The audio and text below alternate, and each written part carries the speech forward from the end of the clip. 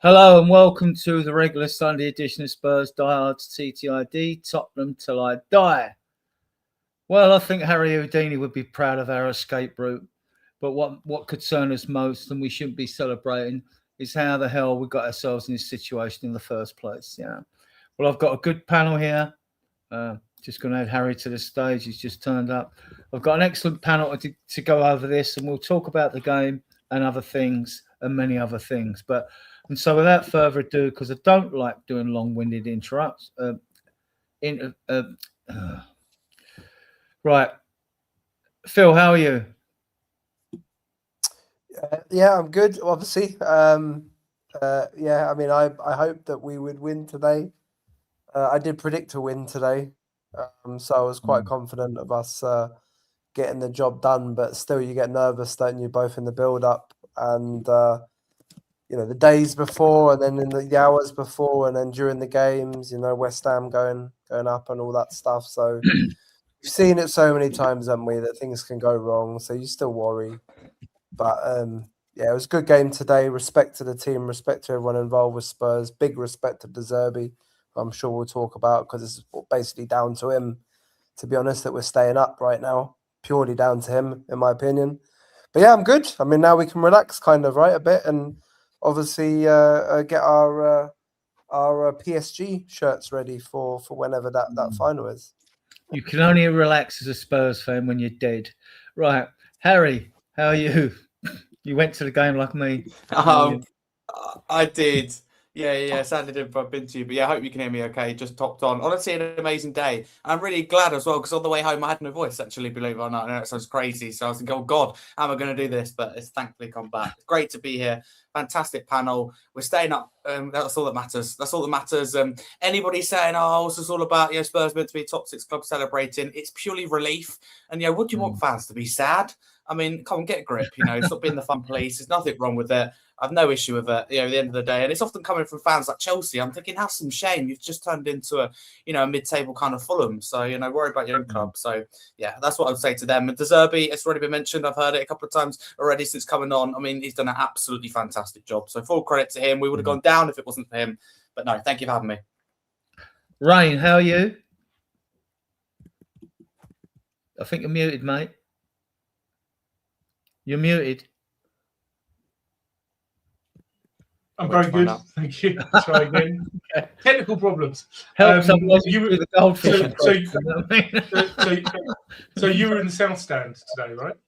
No, I'm up. I'm high. I'm right next to the south stand, but I'm in the gods on the east end. About a block in. Okay. Yeah. Okay. So I'm Paxton. Sort of behind. So obviously behind the goal, lower Paxton. Just to the right of the goalposts, and about 30 rows back. What I can say is what an atmosphere there was at the ground today. Yeah, we're going to come to that actually. That's one of my first talking points when we get to that. Martin Frank, in Slovakia, is it as hot as it is in the UK? I mean, it's 31 here. Yeah, it was a little lower. It was 28. I'm not sure, Phil, what it was like in Frankfurt, but it was pretty warm as well.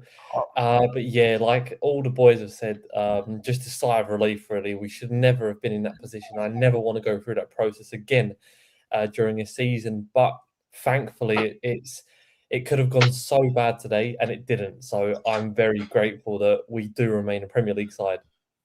Well, we've got about 30 people viewing us on various platforms, which is great because I imagine that most of the Spurs fan base are drunk, and you might have told I'm slurring a little bit. I've had a few myself, right? So we'll go through the comments. We did it, my dream.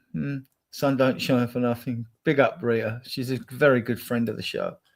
No haters required. Your sack. Yeah. You negative moaners. Thank God that's never want to see another season like that. Yeah. Well, we should never be in this situation. We'll discuss that. Well, we'll discuss the game as Eric conversation goes. Right? You know, Matt has got you out. You brought, yeah. Meet her again. Hi, Planet Chat. Yeah. And Harry's put a comment in there for us. Yeah. So, okay. I should imagine a lot of people are barbecuing and having a few beers, and fair play to them, right? So, I didn't do too many banners because I was at the game. Harry, let's talk about the stadium atmosphere. It was rocking. Adrian, fantastic. And listen, I've had my own complaints about the home fan base ever since we moved into the stadium. But one thing I will say is that fans have been painted the problem all season, and it's shame. Honestly, it's disgusting. I'd go as far as saying that it really is, because I promise you now, that we'd be down if it wasn't for the fans, just like we would be if it wasn't for Roberto De Zerbi. I mean, the fact that fans are stuck with us, you're right. We shouldn't be in this situation. A top six club, they're used to kind of being in that area, to be in a relegation battle. But not only that, but on the final day as well, with the prospect relegation still really, really possible, of course, now completely crushed. But, you know, for me, the fans have been painted the problem. I just don't understand. The way fans in particular, I'd go as far as saying the best, you know, in the country, if not beyond the best in Europe, right? I know it's easy for me to say as a Spurs fan, but I'd say find me a better set of supporters that are very loyal. Home atmosphere, serious work to be done, if I'm honest about it. And it's not about the fans, it's about the club have got the delivery wrong. I think with the stadium, it's too neutral based. I'm all for bringing in money from different opportunities, but it doesn't feel like home, and that's a problem. Imagine living somewhere that doesn't feel like your home. It doesn't feel right. You're not going to get on both best there. It's the same with a football club. Today was fantastic though, Adrian. Honestly, fantastic. Nervous at times, but what I liked is the difference was Leeds, you could hear a pin drop because of the nerves, whereas you couldn't hear like non-stop singing.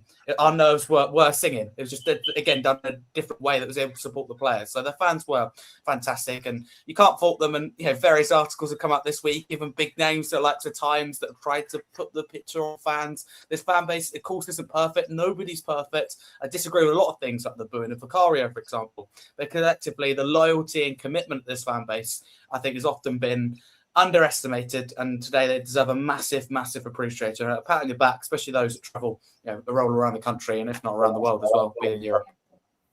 Phil, I remember Jurgen Klinsmann, who had 2 stints at Spurs, fantastic player, world class. He turned around and said, "There's something unique about this club." And I think you have to be a Spurs fan because you can't really put your finger on it. It's in the ether. We are stoics. We've had to put up with so much crap. Everyone throws their darts at us from all direction, but we stand with them. And every fan of every club thinks their club put the best fans in the world. But as Harry alluded to, this group of fans, they are special. And the stick they've taken has not been fair criticism. The away fans are brilliant, right? And we used to take, when I was going in the 70s and that, we would take 10,000 away. We're the best supported away club in London, without a shadow of a doubt. And I used to get commented on that, Spurs huge fan support. And it's something that's come through generations of fans. It's still stuck. That stoicism's still there. I mean, does it get noticed amongst Spurs fans in Germany or you know? I think so. I mean, you know, Spurs has got a very kind of special kind of, I say history, but you know, a lot of clubs have got history, right? But we've got a very kind of special story, you know, with the glory nights, and you know, the fact that we've obviously over the years kind of been a bit more of a cup team, right? In terms of the trophies that we won, you know, over the years we've gone through long periods of not really winning much, right? But kind of, either trying to improve again or trying to get back to the top, and then kind of be in the midfield for a bit. And our fans have stuck with the club and with the team through thick and thin.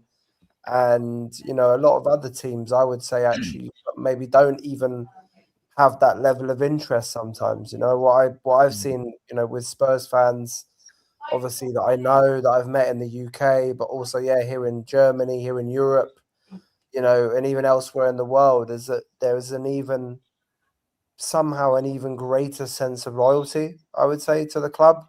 We always say, don't we? You got to be loyal to your club, right? And you've probably got one main club, or one main club and maybe a local club or something else, but you got to be loyal to your club. But I think often with some of the other teams, bigger teams as well, potentially, people can be a bit fickle like that. And I think with Spurs, we follow our team through thick and thin. And look, it's a roller coaster, isn't it? We've been through some some very dark times.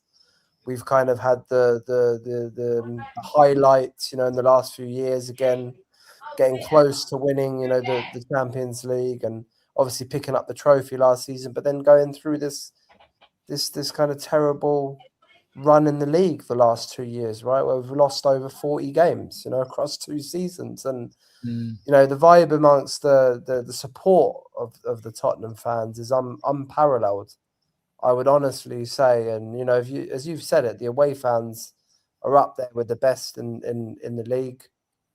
And, the home fans, Harry mentioned it as well. I mean, the amount of articles and the amount of comments that have been made about, the atmosphere at home games and, I don't know, the lack of singing and grumbling and making the players nervous. It's a disgrace. And that article which came out this morning from the Times, I can't remember the name of the author, but that's one of the worst articles I've ever seen, honestly, about Spurs. Honestly. It's a disgrace. In her position as well. Published. It's extremely credited. It's so poor. It's like you forget who you are and what you've achieved.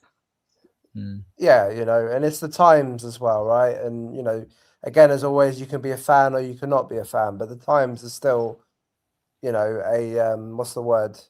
Well, it's a highly respected name in the world of media, right? Let's put it that way. And you can't be posting stuff like that. But it just shows what the feeling out there is towards us sometimes, and how, other fans or reporters or media just like to get on our back. And that everyone was praying for us to go down today. Everyone was praying that we would screw it up in the last, 10 minutes or something, with a kind of a Spursy, couple of gifts, last second corner. But we didn't. So look, they can they can do one, and we're staying up. But yeah, as you said, respect to the fans. We've been through this through thick and thin this season, and I can't remember a season which has been so negative and tough on occasion, right? With periods of no hope, but we did it. We did it.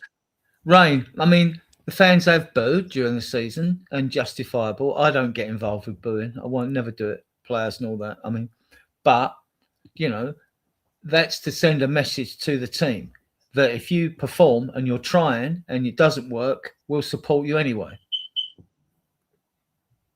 I don't agree with Harry. I'm sorry, mate. I've respectfully, Adrian, we've had this chat before. My when I was growing up, my childhood was going to non-league football, and actually was going to non-league football in the 80s, 70s and 80s, I should say, when there was abuse, right? Lots of stuff, and so maybe I've developed a very sort of thick Gen X hide. But what I would say about I used to go to White Hart Lane. I used to go to White Hart Lane from the 90s through to through to when we moved, and then I was a Wembley intake as a season ticket holder, and I'll tell you this: Wembley is a soulless chimney. Mm. You sing there, Absolutely. and the sound just gets sucked straight out that big hole. They did not design that stadium with acoustics in mind. The Tottenham Hotspur Stadium is absolutely well designed, and the start of every home game is loud. It's supportive, and I would say the reason why we then have bad atmospheres is because the fans get let down, and it's not up to the fans to just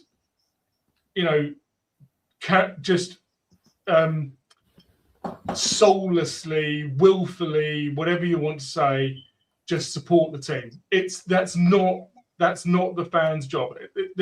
That's not for us to do. If you want that, go get a computer program, right? To and just play supported music out of a computer program. But fans are emotional. When you look at how many games we've won and lost over the last 3 years, right? That's why there's bad atmospheres in the stadium. Yeah, that's why. It's because because bad things happen and fans react. And in many ways, I've seen so often fans try to pick the team up and then get let down again. And it's very much thrice bitten, twice shy kind of thing. There's only so many times you can keep on getting kicked in the nether regions by the players and then come back and support them even more again. But Vicario has lost me. Adrian, like you, I meet so many fans who don't boo. Right? I'm not sure I've ever met a fan who goes, yeah, I boo. I've met so many fans who don't boo, but yeah, it happens in the stadium, and I absolutely can understand it with Vicario. I will never. I think you learn moments from players, and with what Vicario did in the Fulham game, I think you learn everything you need to know about Vicario as a footballer, if not a shot-stopping goalkeeper. And that's just who he is. That's who he is. But I think in that moment, I would never say that people are not allowed to show their emotions. Okay, Martin, I mean, I get the fact that fans were disaffected through the season. We've only had 3 home wins today. I mean, unbeaten in Europe for about 24 or 25. So there's big contrast there. But when it mattered, when it got serious that we were in trouble, the fans did rally. And this is what I'm getting to. They will rally behind you. I'll give you an example. I remember in the old stadium, is what Rain goes on about. I come out the stadium, someone was moaning. I think we lost the game. And he was moaning like that. And I shouted from the back, I went, see you next week. And he went, yeah. I mean, so that summed it up for me, about being a Spurs fan, really. Definitely. But I think today the players definitely helped because it had a similar atmosphere towards the Nottingham Forest game, I would say. And what happened in the Nottingham Forest game was that we went behind and we weren't able to recover. So it would have been very interesting to see the atmosphere if we did go behind. So I think the players helped because they were absolutely fighting from minute one and they gave us reason to cheer them on. Now, the last game I visited was actually last season when we played AZ Alkmaar in the Europa League round of 16, and the players played a fantastic game under Postecoglou, and so did the fans from minute one. So I do think it goes hand in hand, definitely. But what I will say about Tottenham fans is they'll always be there. I don't want to mention them too much, but we see it with West Ham as well. Their fans will always be there for them.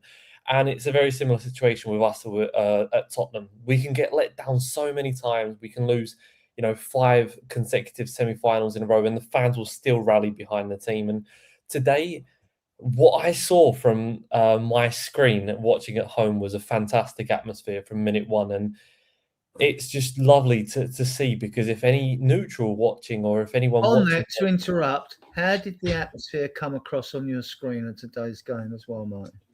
brilliant, like genuinely brilliant. Philip, did you go to the game, or did you also watch from home?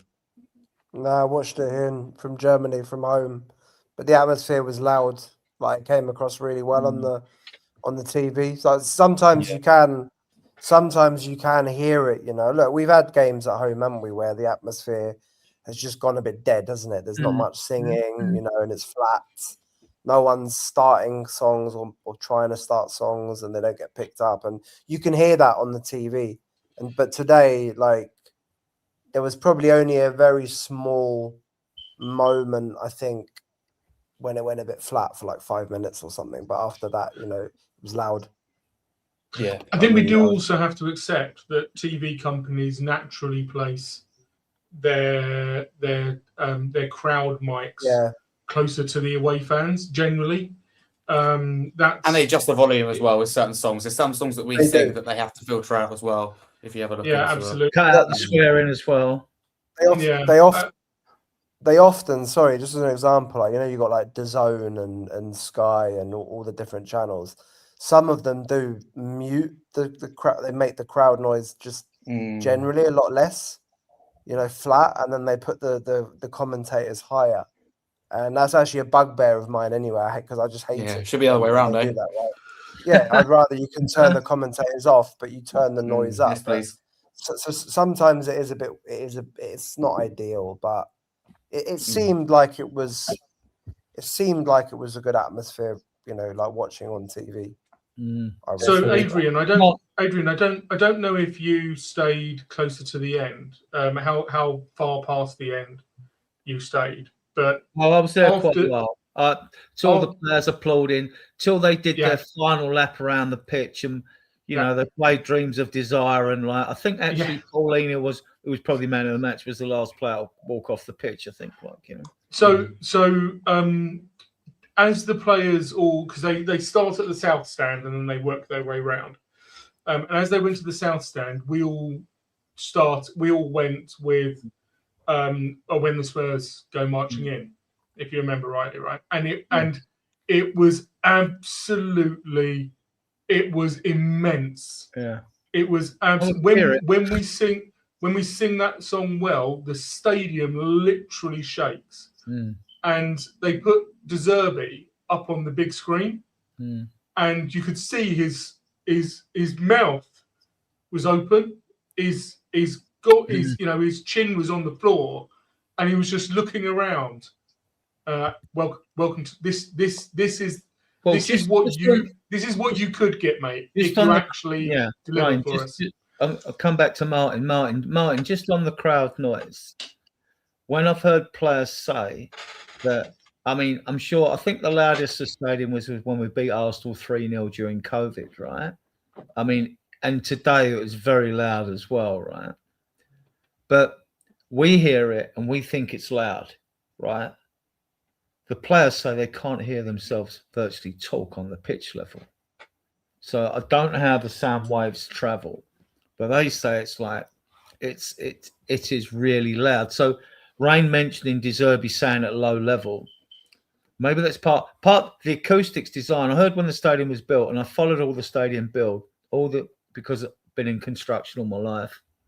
And the acoustics, apparently they used or asked or somehow. The story was, whether it's true, that they used technicians from U2, the pop group U2, right? Part of the stadium build about the acoustics. How they would know about acoustics, I don't really know, because they play all over the world. But but obviously they did really delve deep into details about making the stadium loud anyway. And I've noticed, and probably some of you guys have noticed, when we've had the low crowds we had during Europe, I think we had 44 in one game and about 50 in another game. Even with people missing, it seemed to, like, I don't know if Harry's know, it seems to bounce off the ceiling of the stadium, even when there's a lesser crowd. So that acoustic design is fantastic, you know. Definitely, Yeah, there's it's, something about I it. totally agree. Yeah. I think It's Okay, sorry. move on. I'll say, Maybe Harry could yeah. add on to that, because I've always been when it's been a big game at the new stadium. So maybe Harry can add something to that.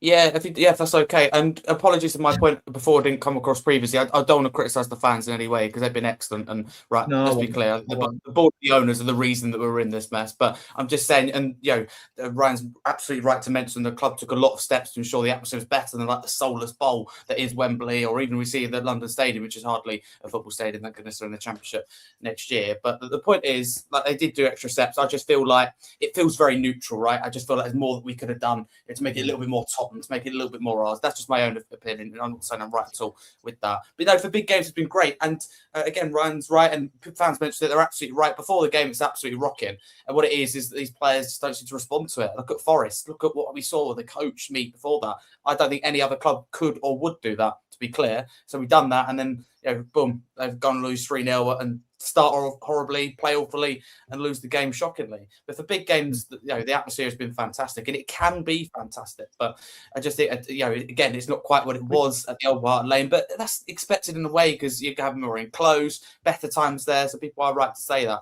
I just think we have to have an honest conversation. What can we all do to improve the home atmosphere? And you can't have the same atmosphere for every game. I personally think there is still like, if you're playing Arsenal, fans. Fans are going to be more up for it in Chelsea and West Ham than they are Man City, Liverpool, and say Man United. Fans are going to be more up for those games, because you consider them to be big clubs and some rivals, and you want to take them down a step if you can. So that's a bit different, isn't it? Can I just say there's a lot even more factors in it as well. When we moved to the stadium, a lot of people got new season tickets for the first time. A lot of people who'd sat before in the old stadium didn't sit next to one another anymore in the new stadium. It's like when we went to Wembley, in the old lane, it's obviously a lot more compact anyways, but people sat together, on the Shelf or in the, in the Paxton or in the South Stand for like 20 years, and you just have pockets of fans that know you're going to be there and you're going to automatically join in or start chants, right? And that's how in the old stadium, in the old White Hart Lane, it was so easy. As soon as those guys at the back used to just bang on not just the drum, obviously in the South Stand, but just banging on the the cladding or whatever at the back. You just start off so many songs so easily, like in the new stadium, because it's just a lot bigger, and because I think it's taken a few years for fans to also be able to potentially sit where they want to sit or sit together in some cases to get those singing pockets again. It's taken longer. The problem is right now we don't have Harry Kane, we don't have Son, we don't have Gareth Bale, we don't have Aaron Lennon. And I'm not making an excuse, but we don't have those players at the moment who genuinely get you off your seat, right? In the Spurs way, where you at the whole stadium, you hear that rush of anticipation because you've broken the last man or something where you're through on goal. We don't have any of that moment. We don't have that many opportunities where we put a pass through and one of our players is running through on goal, and the whole state, and that just breeds into the atmosphere. So it'll just be interesting to see, because there is it's always good at the beginning of games and it's good through the games, but there is flat periods where it's difficult to get the whole stadium singing again. Yeah, and sometimes you need the players to lift the fans. You can't do it all the time. I mean, we come home with Europe, sore right? throats, you know what I mean? But it's different in Europe, where you've got some of the teams here in the Bundesliga, they've all got their ultras, and they're all standing on terraces, behind the main goal. They pay peanuts for a season ticket, like literally 200 quid a year, right, for a season ticket. And they just sing all game, regardless of what the result is, regardless of what's going on in the game. They just crack on through their, club anthems kind of thing, right? And on the one hand, that obviously brings noise into the stadium and the team can see that they're being supported, but they're not like individual chants that kind of started off maybe because of what's happened during the game. And we're never going to get to that kind of setup. So it's always been different in the UK. But probably, if we get back to being a successful football team, regularly in the league and, obviously qualifying for the Champions League. And I know we won the trophy last season, but again, that can happen, right? But until we start consistently building a team again, where we know we're going to turn up at home and actually probably win, because we haven't done that for, you know what I mean? Then that's going to improve again on top automatically. But the fans still turn up and the fans still sing. So fair play to them. Right, moving on to the team, Martin. This was the team selection. Was you surprised? I mean, yeah. After the Chelsea game, I did say that I wouldn't be surprised if Colomani had played his last game in the starting 11. I said that, and I because of the fact that he just didn't impact the game whatsoever in those 60 minutes or so. But I wasn't expecting a Jed Spence start at right wing, and Jed Spence played fantastic. He really did. I don't care that he didn't create a goal scoring opportunity. I don't care that he didn't get a goal or an assist.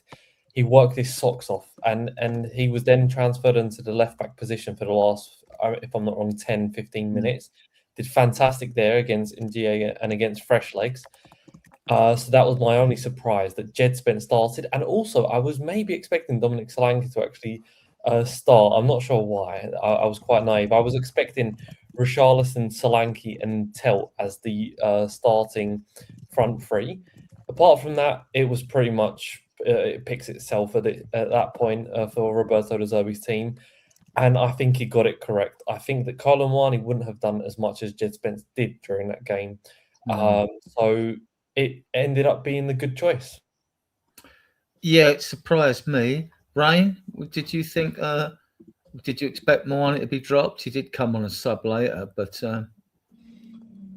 the celebrations in the train on the way to White Hart Lane when the lineups came out were palpable. Adrian,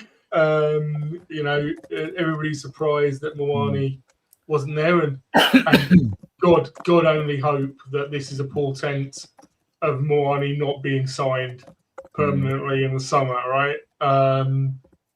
What surprised me was Spence was the one who was pushing up into the right wing position. I was expecting Porro to be the right winger and Spence to be tucking in behind, because Spence for me, he's a very limited footballer. He's defensively persistent and very, very good. Going forwards, he seems to lack something. Going forwards, basically, if they were switched, Porro would put the crosses in earlier. That's what I would have expected today. And Porro was putting crosses in from a bit deeper, as the one who was a little bit further behind. The amount of times today, Adrian, where Spence got into a half decent position, and a seasoned winger just pops it into the penalty area, right? Just wraps his foot around it and just gets a cross in. And in fact, actually, the Everton players were doing it relatively regularly once they got into our attacking third in the second half. And Spence just cuts back. He cuts back and plays safe every single time. And that really that limits us. But that's where we are as a football club right now, right? We are where Kudus goes out, we sell Johnson, and we no natural wingers. We basically neuter ourselves in terms of how we can attack, because we've taken away all of our half decent output, if not putting Tell to one and Odebear to one side, all of our output was coming from Kudus and Johnson. So that was a surprise. I was pleasantly surprised. I was surprised. No, not surprised. I was pleased that he stuck with Paulinho, Bentancur, and Gallagher, and didn't succumb to the temptation that many in the fan base were saying to start Maddison. I personally thought that was the right decision. I thought Gallagher was absolutely immense today. I thought he was a massive reason why we came out with a win today. The guy has an engine that's attached to a football brain. He absolutely understands how to play football. And there's a lot of players who have engine, they have technique, but they don't have that sense of situational awareness, that understanding of when to go forwards, when to go sideways, and they become a decent to good player rather than a good to sometimes better than good player. And I thought Gallagher was absolutely immense today in our midfield. I'm sure the other guests will give shout-outs to other players as well. Harry, it was a bright start though, wasn't it? I mean, we didn't show signs of nerves, but give us your take on the first half. Go on. Yeah, no, honestly, really good. It was a great performance at a time that really mattered. And ultimately, it's about getting the result, but you also needed the element of performance to get there. But no, I thought we started really well, and that was key. The worst possible outcome would have been for us to start badly and go behind, and that is always the worry with the nerves, and then having to rely on, for example, Leeds doing the job, which they didn't do, did they, in the end? So what you can do is do the job yourselves, and that's what we've done. And you do that by starting the game well. It's very important, particularly at home. When you haven't won a home game since the 6th of December, I can't stress enough how you've got to start well, because you keep those fans you keep that atmosphere, you keep the fans on board, and that is exactly what occurred. So no, Adrian, the start was good, very, very good, and I hope you maintained that. Really, really impressed, and I echo a lot of what the guys have said so far. I thought the way the team was set up was absolutely perfect, and without being horrible with Moani not being in the team, I did fancy our chances today, and I mean that down that side as well. You just feel like, okay, you're more secure defensively. You look at that team and go, A deserving improvements, but B that 11 are very capable defensively. And no, I honestly thought we started well. And I will say that Everton, they've fallen off a little bit the last few weeks. I think there's going to be questions asked in the summer over David Moyes. I expect him to be the manager next season. But if you look at it, it seems at one point they were destined to get Europe. And I know they've come a long way under him. Very, very clear to say that. Well, in the last 10 now, they're on a 7 winless streak. Last time they won the away game was in March. You know what I mean? So I was last time won any game was in March. I was confident. Guys said to me when we sat down, "Are you nervous?" No, I didn't have any nerves at all. Yeah. When I get nervous during a game, it's always like the last 15, 20 minutes. It's never like before. It's just funny, yeah. I just don't get the fans. Certainly today. Well, I was just going to say quickly, I interviewed 3 Everton fans at different points. And it was really good to speak to them. All 3 of them, every single one, said that they're not happy with David Moyes. Some were going very far saying we want him out, and some saying just questions have to be asked. It's interesting how things can change really quickly in football. I know, I've put the question, some are they going to make the same mistake as West Ham regarding David Moyes? And you get so far, you don't like it because of the football mainly, and you make that mistake of kind of, we didn't realise how good we actually had it. But I was disappointed in them today. But it doesn't matter. I know people like to focus on that, but I'd go, we done our job, and that's all that matters. And as much as I was there, you probably look back, and I would look back a few days and go, what we're doing, Harry. But I enjoyed it and celebrated it. And I said it before earlier in this episode, and I'll say it again because I think it's very important. Like, what we're seeing now, like celebrations, the discussions, it's all relief, right? And I know that people try and pick a problem with that. I was listening to Talk Sport on the way home. Jason Cundy, I like him and Jamie O'Hara together sometimes, by the way, but I disagree with Cundy's point that I was quite pathetic and embarrassing in his own words. The season is definitely, and the decisions by the board and ownership, absolutely, but there's nothing wrong with me with this. Is just relief more than anything. There's nothing wrong with relief. However, I can't stress enough, we have to learn from these lessons, we really do. But on your question, we started the game well, and that set the foundations. Well, just stay with me a second before I come to the goal with Of course. Phil. Gallagher side netting. I'm right down the other end of the pitch, and we're all thinking this is a goal. Like, you know what I mean? Like, Yes. I mean, to shamefully, I've got to admit, I was carry on saying. from what Rain said, Gallagher did play well. I mean, yeah. Well, No, you did. No, you're right. I was just going to say there that I was exactly the same. I thought we'd scored. I went round and I gave my dad a massive hug.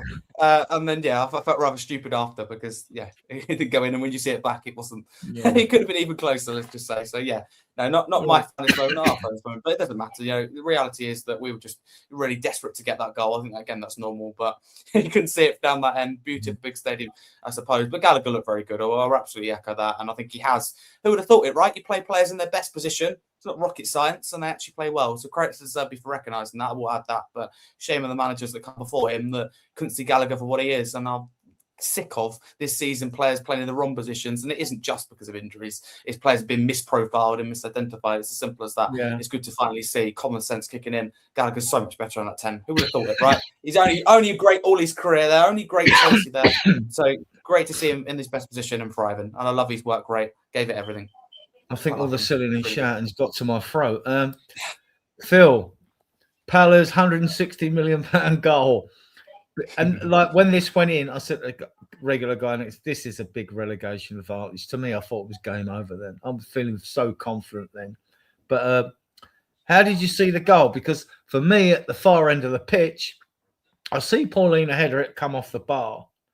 And then after that, I wasn't quite sure what happened. Like, and then I'm thinking VAR and all that. And I know Danso smashed it in the net and all that. But when you see the replays at half time, it was over the line. I mean, like, was it that clear watching on the TV or what? Just about, yeah, I think. I mean, first of all, credit to Mattis Tell for putting in a great corner because it was a really good delivery. And, Paulina managed to get a really clean, header on it. And, well, arguably he should have scored the header, possibly, right? But we were lucky that it came, obviously, deflected right back to him. And fair play to him, he reacted quickly. He got enough power on his shot, which evaded the Everton defenders and their attempted tackles. And, it just crept over the line. And I think, even if it hadn't done, I think, if I looked at the replay again, Danzo was legally kind of there in play as well. So probably it would have ended up being a goal, I think, anyways, right, in the worst case. But look, Paulina's the right place, right time.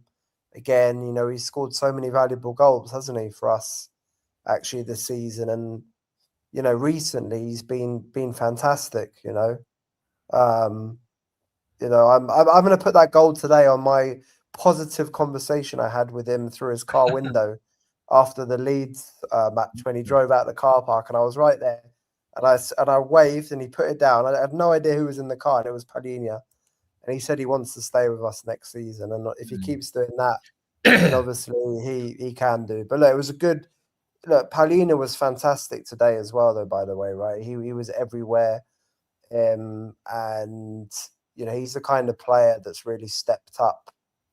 Also under De Zerbi, right, up to a certain extent. I know he scored a few goals earlier in the season, but so many players have now that De Zerbi's been working with them, like Harry mentioned before, and maybe others, with Gallagher. It's amazing what happens, isn't it, when players get played in their best positions, but also kind of in the best tactics, funnily enough. But yeah, it was a good one. And it was a relief, wasn't it, that time? Because I can't remember what minute was it actually that we scored in. It was It late was in the about first 43rd half. minute, about 43rd. Yeah. It was right before half time. Yeah, it was right before half time. We obviously we started the game well, haven't we? But then maybe for like 5, 6, 7, 8 minutes before that, it wasn't quite as dominant as at the beginning of the half, and we were just, we need to score, right? We know that we need to score first, especially at home. If we don't get that first goal, then we're kind of screwed, and then we need that second goal. It's always been the way with us. So the fact that we could just score just before half time, was like perfect timing as well. So, Adrian, there were disappointments in the first half for me. I've already spoken about Spence. he's not a natural right winger, and I think he's a defensive fullback, right? Which that's who he is. That's kind of wasn't great today either. And Tell. So O'Brien on the right hand side got a yellow card. It was around the 15th minute, and they should have pressed him after that. I kept saying, pressure him now. He's on a yellow. Everyone around us, Adrian, was saying it, and he had so many opportunities where all he had to do was pop the ball. Yeah, he had like 10 yards to the byline, pop the ball past O'Brien, and just run with him shoulder to shoulder, because he's a big lad, right? And you could see that his MO is physicality, right? And Oliver, maybe not the first, maybe not the second, maybe not the third, but the fourth or fifth time O'Brien physical with Tell to knock him off the ball, if Tell kept on challenging him to a one-on-one duel, Oliver would have given him a second yellow. I'm absolutely certain. He's a referee who's not afraid to give a red card. I actually thought we were getting free kicks today, so I'm sort of liking the referee. I thought actually the referee wasn't too bad. There's a couple of things that I thought.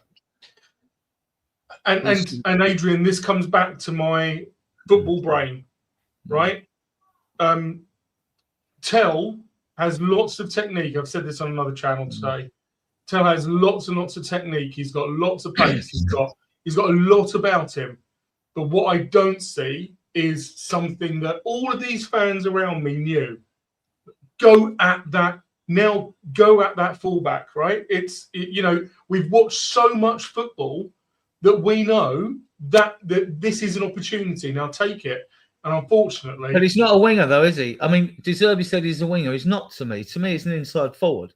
And when we played at Leeds and he scored at Leeds, he played on the right. I mean, so I'm not quite sure. To me, he's a player I want to keep, but I think it's going to take another season or two to him to really develop. And this has been the problem with his club. We seem to be developing players rather than bringing oven-ready players, I don't think he's going to develop, Adrian. I'll be happily proved wrong. I think he might be one of those players who's had a high degree of technique, who has excelled in as a younger age group, and has never had to do what Harry Kane had to do, which is strive. Yeah, you may be right. You may be right. I mean, I love to be proved wrong about players. I really do, because that benefits us. But I'm sure you do as well. Yeah, but you know the type of player I'm talking about. Yeah. Harry into the second half. That Kinski save. I mean, to me, it was a bit like a game with two halves in one. I mean, we dominate. Both teams had about 50% possession in the stats, but we came out the second half. We had sort of a go, and then we sort of didn't know whether we needed a stick or twist. And then we fell into the old Spurs trap of like sitting back, trying to manage a game. And we've done it well in the past, but we don't do it well enough consistently.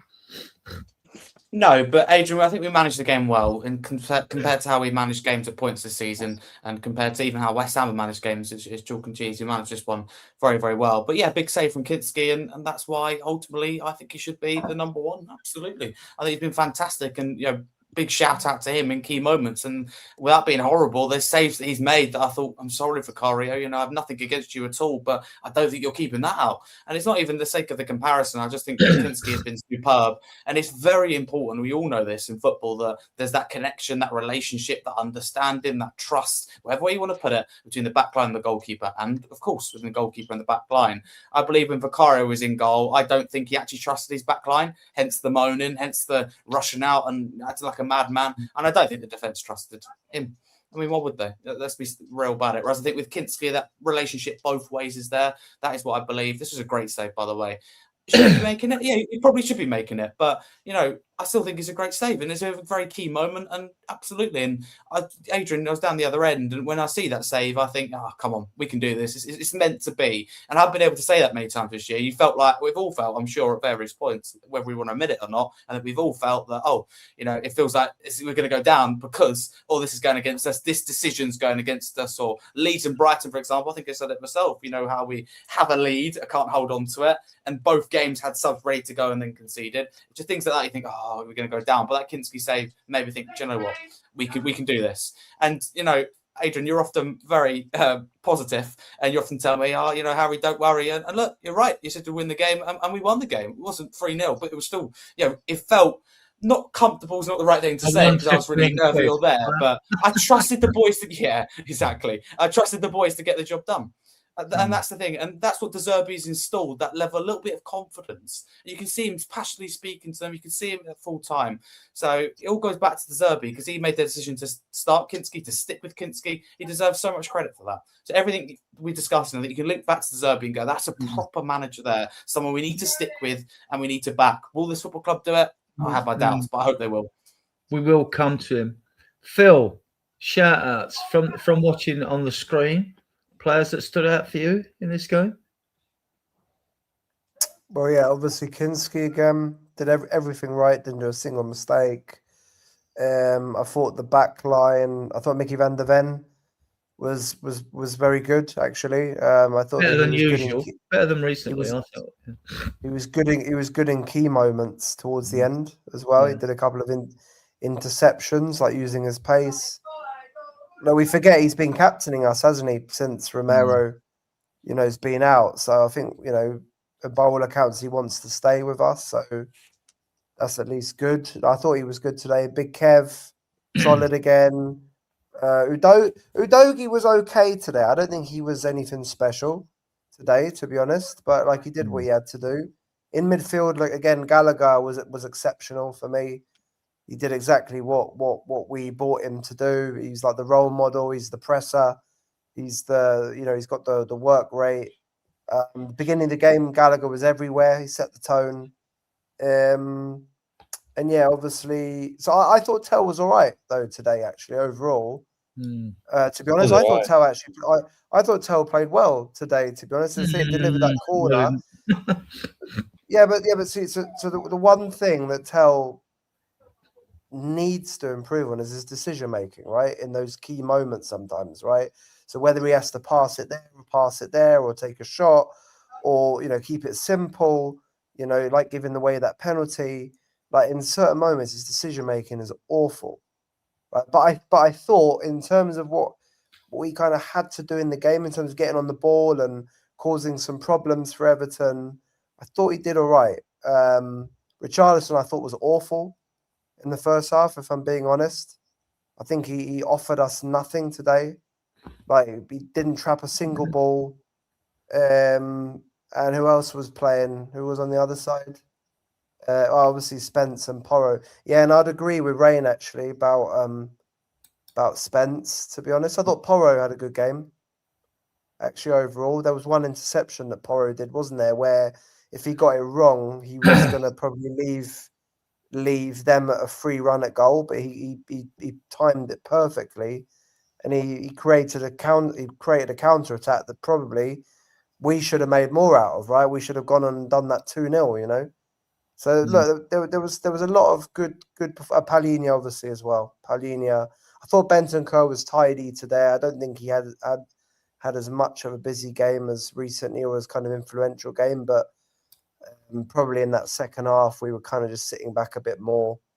But look, I mean, the one thing I would just like to say anyways, and I'm sure that everyone will agree with me, is that up to a certain extent, we're completely limited because our front line is so bad.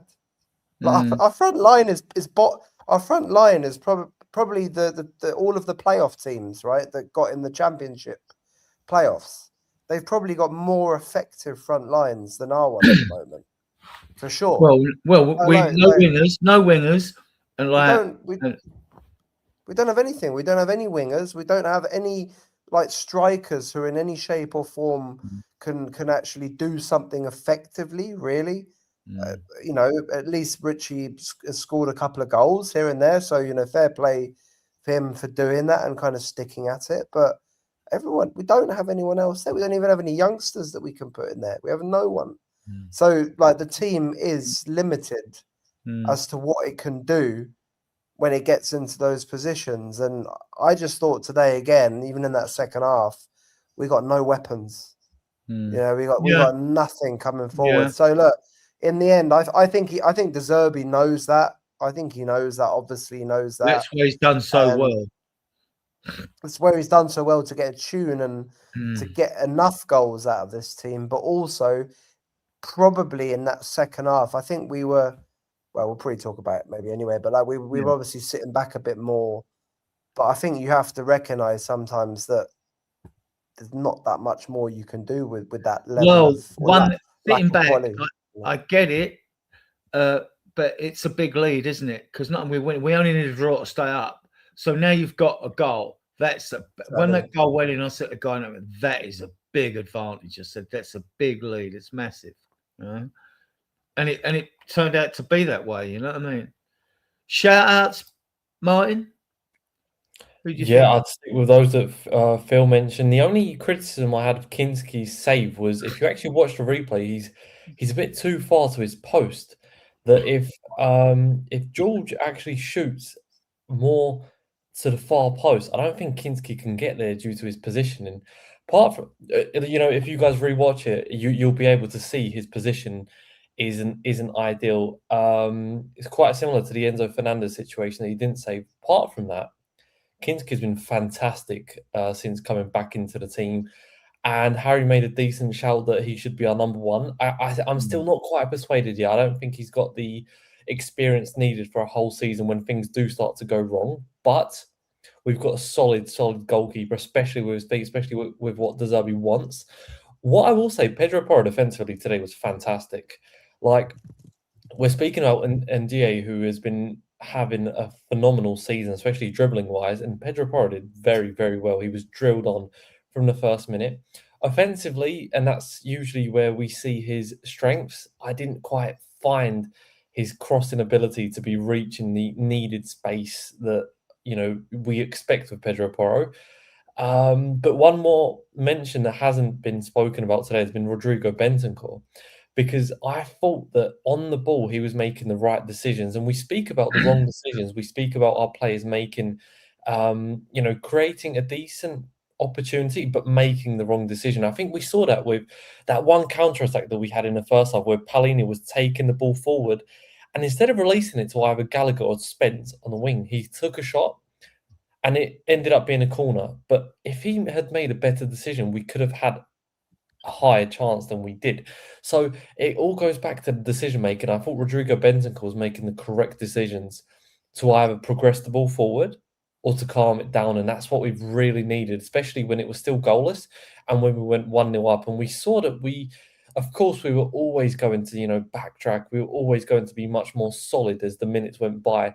But when he went off, I felt a little bit more nervous, especially with Archie Gray going in. And that's absolutely no criticism of Archie Gray whatsoever. It just feels like Rodrigo Bentancur is experienced and he knows how to deal with those situations. And he was very aggressive, but in the right manner. Because sometimes you see Bentancur and he's aggressive and he's making the wrong decisions, getting stupid yellow cards. But today he was aggressive and he was aggressive in a very intelligent manner. So I will give him a shout out. And one more player is Kevin Danso that Philip did touch upon. And I thought Kevin Danso was winning aerial duels and he was just so reliable. So it's great that Roberto De Zerbi has just come in and he's gone, right, this is the players that we'll be using. And it's worked. And I genuinely believe that any other manager that would have come in at the time that Roberto De Zerbi came in would not have kept us up. If we would have stuck with Igor Tudor, we would have gone down 100%. If any other manager, Tim Sherwood, was offering himself a job, I don't believe he would have kept us up. The only reason we are in the Premier League is because Roberto De Zerbi came in at the right time. And we were 4 points behind West Ham, I think, when he took over. Yeah, and his first game was a loss to Sunderland. And if I'm not wrong, West Ham actually got at least a point in that game week. So the only correct decision this board has made since Daniel Levy has left has been the appointment of Roberto De Zerbi, and they are very, very lucky because today it should have been an organised protest if we would have got a draw at Chelsea and we didn't. So the overall atmosphere wasn't, focused on the board. It was focused on actually staying up. And so the board have been so lucky, they really have. And Roberto De Zerbi, if he is given the correct tools, I genuinely believe he can build something special. And actually, on Harry, on your video, when De Zerbi was appointed, I said with my chest out, I'm 100% confident we are staying up because De Zerbi is You appointed. did. Fair play. And it's the reason is I've watched his games on the Brighton, I've watched his Star Wonder Marseille, and he just fits our motto: to dare is to do. And when you fit the motto, you get the fans behind you. Thomas Frank would, even if he would have won 3 in a row, he doesn't get the fans behind himself. Igor Tudor, the same thing. Roberto De Zerbi, to dare is to do, and that's how he plays, and that's how you get the fans on board at Tottenham Hotspur. Well, before I come to Rain, Sorry, can I just? Sorry, yeah, I'm going to come to you, Rain. But before I do, we're in an hour into the show. We've got about 8 of you watching us various platforms. If you like the content, you can see the little red subscribe button down in the bottom right-hand corner. Please hit the subscribe button and, give the video a thumbs up because it helps the algorithm. Big up to everyone in the chat, for your comments. And a big up to everyone who watches on playback. I'm going to come to Rain now on De Zerbi. If I've got this wrong, because I've had to rush this having come back from the game. We were 4 points behind West Ham. 3 wins, 2 draws, 2 losses. I know it's 7 or 8 games. You can correct me, guys, if I'm wrong here.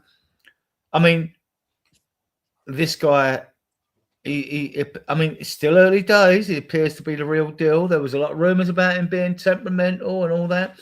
What I've seen in his press conferences, I liked his press conference, post-match press conference today. Rain, what's your take?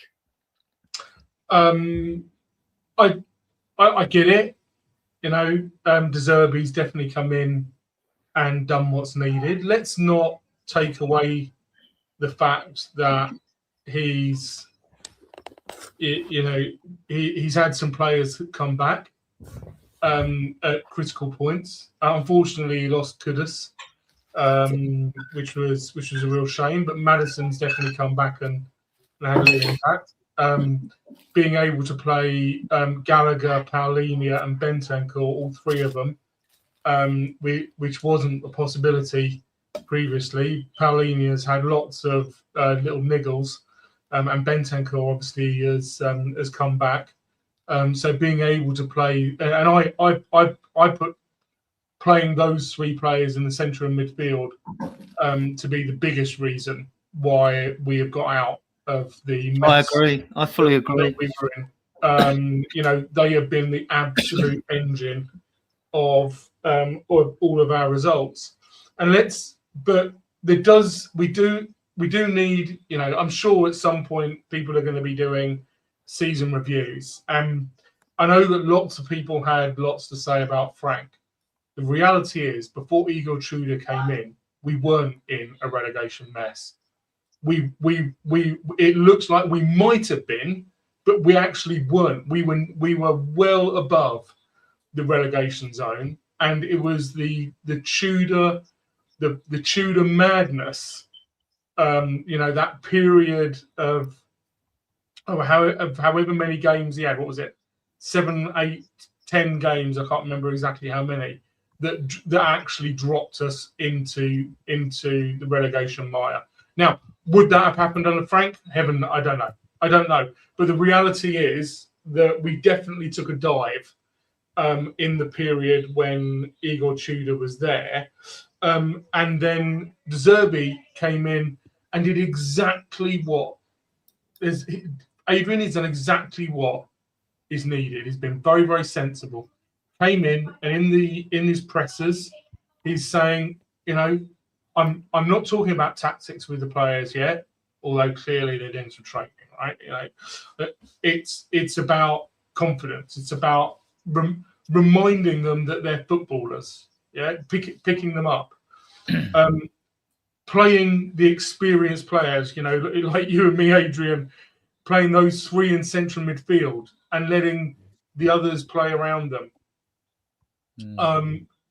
I think I hate to say it. I think we kind of lucked out with Romero, having a problem because Danzo has come in and he's just been absolutely solid. Same with Vicario and Kinski. The amount of errors that we were making have dropped off a cliff. We had the tell thing against Leeds, and we had Danzo against Brighton. Although I'd say that was well done by Van Hecker rather than poor play by Danzo.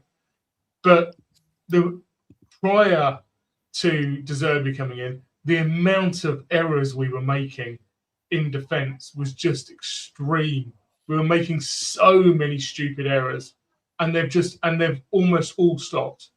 And that's really helped us because our number one problem that we have to solve in the summer, that we've talked about here, that Phil and Martin have spoken about, we don't have anybody who can who is effective up top. So cutting out those errors and being like a more effective team under De Zerbi and just playing football rather than the madness that was under Tudor. It was mad. That period, there needs to be the great Damned United Damned United movie of Brian Clough's time at Leeds, and subsequently how he recovered from it. There needs to be a movie or some kind of documentary made about Igor Tudor's time at Tottenham Hotspur because it was bonkers. It was I want to move on to Harry about whether De Zerbi's the right fit, because Harry's got to go and he's always a welcome addition to our show and guest list anyway. So Harry, De Zerbi the right fit for you? I know it's still a small sample really, but it's 7 games, but I'm impressed, Adrian, I think you know the answer to this. Absolutely is he the right fit? It's whether we can retain him. For me, was always the worry, and I feel a lot more confident doing that now. We stayed up because he's right saying that you'll be with us in the Championship. And while I trust what he says, it's you just don't know what can happen and who he loses, and can be convinced a lot can change in football. So the fact that we stay up gives me a lot more hope. Let's just say, and I'm trying not to be negative because deep down I'm thinking, will we ever learn unless we make changes? But I'm trying to think about that. I'm feeling, trying to feel okay after what we saw today, which is good. I want to focus on the positives because this guy's got to be backed and this guy will got to be listened to. The reality is at Brighton, he got a little bit on edge when he felt he wasn't listened to. And we're talking about a Brighton who are seen as a well-run club that we've admired, Chelsea have admired and tried to follow, particularly us. So the fact that he was unhappy in year 2, I think sets the bar of what we need to really do. Because I don't know about you guys, but I think Brighton do okay when it comes to recruitment anyway, compared to how we do. They actually do really, really well. They put us to shame. So we've got to be on it. We've got to back him, and simply admiring players are going, oh, we tried, isn't really going to cut it. Roberto De Zerbi, he's a no-nonsense figure. I go, well, did you sign him or not? It'd be as simple as that. So his patience is always low in football, understandably. Why? You're a good manager. There's no problem with that. So I just worry that we won't be able to appease him and that he won't be hopefully very long. But I hope that's not the case. Hopefully lessons are learned. And I guess the sign that if lessons have learned will be, of course, it will be the summer window, would be to see if any heads have rolled, particularly upstairs. Is Lange still in the job in particular? Is what I'm thinking. And again, I don't have to target an individual, but I'm thinking it appears out of depth to me. What do I know? That's just how it appears. But no, listen, I'm feeling good at the moment, but it really does depend. De Zerbi, I think, has to be an integral part of the summer plan. He has to be really involved. Look at what Chelsea's done in terms of giving, the head, no longer the head coach title, the manager role. That's what we kind of want to see with De Zerbi. We should be influencing the transfers. We signed too many club signings, too many people on the cheap. And the reality is, look at all these top players, right? Top players that go to top 6 clubs or in conversations. We're never in talks with them. Whoever it may be, right? Whether it be whoever you deem, Haaland, Crocres, you can name any player. Tottenham are never in this conversation, right? And I'm not knocking it at all. Today, it looks like it's going to happen. Now we stayed up with Senesi and Robertson. Robertson, I think he did the approval of us staying up. So they're both going to come. Of course, I welcome that. Of course, you welcome that squad depth. That's fine. But that is that all they're going to do in the summer? Is what I'm already thinking, and that's, I suppose, is the years of been felt let down as kind of fans and as a football club. So yeah, I'll end on this. I hope that they learn lessons, because Roberto De Zerbi deserves that time. At Tottenham, you don't get time where you don't get back in, and you need both to succeed. I don't need to really say that, but you can give De Zerbi time, and that will mean we have changed. But it's no good if we're not going to sign anybody, because yes, of course, you shouldn't be in the situation we're in. We've all said that. I think we all feel like that. However, I can see them saying, a lot of decisions went against us. A lot of bad luck was involved, and this was an unprecedented injury crisis. They use the same words. I don't know how it could be unprecedented, but it's happened 2 or 3 years in a row. I would put that to them, but I don't think. And do you want to pump your show for tomorrow? I know I'm a guest on it tomorrow, but you've got a show tomorrow. No, but everyone make sure to follow all these guys and follow this channel. You are, and it's fantastic to have you. Yeah, my is who wants to listen to me, I suppose, but you're supposed to want to listen. I do. To my guests. Very, very kind. Honestly, great to meet amazing people today, amazing Spurs fans, and great to see the atmosphere after. Yeah, my podcast is Scarfy Spurs, so all the socials, a couple of episodes a week. We're not gonna have any time off. I can confirm that now. Scarfy, I might add. Oh, thank you. It's very kind. So yeah, the podcast is going to keep going throughout the summer, 2 episodes a week. So yeah, I just want to use the opportunity to say thank you to everyone that's come on, anybody listening, and including everyone on this panel. Ryan as well. Always welcome anytime, absolutely for sure. But no, it's been great to talk to you. Great to talk Tottenham, and it's just great to be happy, isn't it? There's been points this season where I think, this is going to be the end. We're going down, and I try to ignore the prospect of it. So to stay up, it feels good. It feels really, really good. So thank you so much. Okay, we've discussed the game. There's a few bugbears. I don't want to end on a sad note, and we might get through the fun section if these guys can hang on. But Phil, this to me was a massive club PR blunder, right? We heard, and De Zerbi was supposed to answer questions on this, which I thought was disgraceful personally, because if you're leaving a club during the situation we're in, and we know the media were like to have, digs at us at every opportunity for the wrong reason. We know the guy come over to check him out for his injury. And look, players don't get deliberately injured just because they want to play for their country in time. And all that talk is just ridiculous, right? So he's gone there, then he's come back. But the club could have killed this and it said, look, we've allowed him to go, but he'll be back for the game, couldn't they? They could have killed this. But the PR is shit. And then De Zerbi's making some excuse about the medical team and the press conference, which is just out of bollocks to me. He shouldn't be doing that. Yeah, it's a bit weird. But I still don't know if we know the full story behind it, because De Zerbi blanked Romero today. Don't know if you saw it, but Romero was out on the pitch, wasn't he, with Kulusevski and a couple of the others, who's also injured still as well. And he went up to Kulusevski and he gave him a massive hug, and they were laughing and joking. He completely and utterly blanked Romero, completely, just ignored him and just walked off. And that was just before he went to the South Stand to G the fans up. And I've got to be honest, I haven't read his press conference word by word, now after the game. But I heard that he did mention something about players being committed to the club and, being leaders and this kind of stuff. And I just wonder, I think it was a big PR blow up by the club, because there was no clear communication around it. It was obviously people knew that he was in Argentina, right? Because it was reported. But then there was lots of media articles already earlier on this week, by The Athletic, by The Guardian, before the club even came out, saying, that he's training at his old club and blah, blah, blah. And then it came out that he's gonna attend their game rather than our game. And from what I understand, the club didn't order him back. And but I don't know what the situation is. The devil in the detail, Phil, is you do not leave your football club without the club's permission. If you're doing something, this was my angle. Look, I like Romero as a footballer, right? I realise that half the fan base don't like him, would like him gone. That's fair enough. That's the same for every player. I get that, right? But the crucial detail here is, hang about. It's not the medical team that decide and say, yes, you can go to Argentina. It's not down to them when De Zerbi's try to defend himself, I suppose. It showed that he didn't know what happened in that press conference. So this is the club. And again, right, it should be, no, you stay here. He should have stayed at the club. He shouldn't have gone. To me, we've seen this so much with the club when they do these PR blunders. Yeah, I agree with that. But I know that he's been back to Argentina in the past, hasn't he, when he's got injured and stuff. And he's obviously out for the season.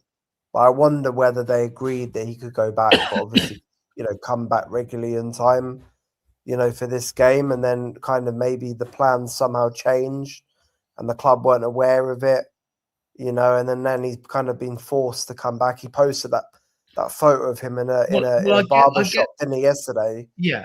But he wasn't even back yet, though, was he? So he obviously did that in some weird way, right? I get the fact that because we know our medical team is absolute shit, dog shit, right?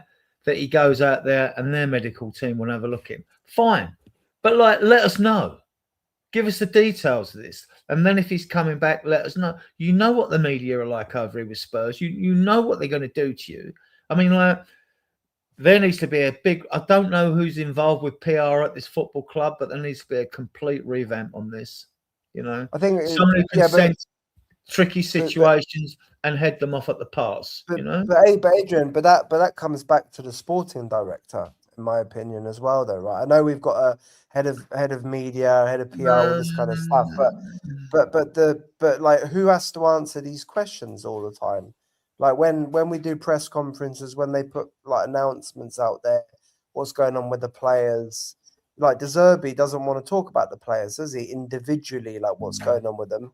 He's here to kind of save us from relegation, etc., etc. But the problem is that no one knew what the deal was with Romero. Obviously, Xavi Simons wasn't there today, but that's because he can't even walk properly. He's in and he's been, from what I understand, he's been allowed to go to the Netherlands to also spend time with his family and also get medical treatment. But the point with Romero is he is the club captain, isn't he? Yeah. He's the club captain, and that is an important role, and you would expect him to be there. So I think it would be interesting just to know what was agreed. Do you know what I mean? We don't know that. That's the problem. And half of the people are saying that Romero has completely screwed the club over and the fans over, right? That he's kind of... it doesn't help the fans' attitude towards Romero, but I also think the club. I mean, but the main issue here to me, it is the club. I mean, you decide whether you let a player. If a player's going, he's injured. Fair enough, right? So what's the protocols around an injured player? What you can do if they agree that Xavi goes to Holland, that's agreed. That's agreed, right? So what is? I mean, this is the thing, and the club do this all the time. They leave themselves in a situation where the media can have a pop at them, and it's got to stop.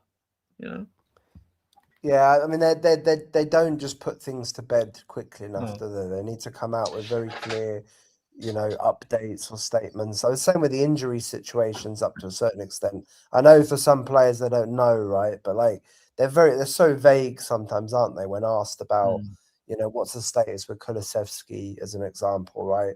I mean, I don't think any fans are expecting them to say, oh, he's going to be definitely back for the first game next season, or he's going to be back for the last game of the season. But give us just something a bit more clear, because otherwise these rumours start, don't they? But I just, Adrian, the last one on that, I do wonder whether something's happened though with Romero in the background and that he's fallen out. He signed a new contract recently. Well, he did, but I think it's been pretty clear that he would like to go to Spain still. I mean, he's been wanting to go there for a couple of years. Yeah, he has said in the past that he'd like to finish his career in Spain. Speaks the language, obviously. Yeah, so I get that, but Romero. He goes.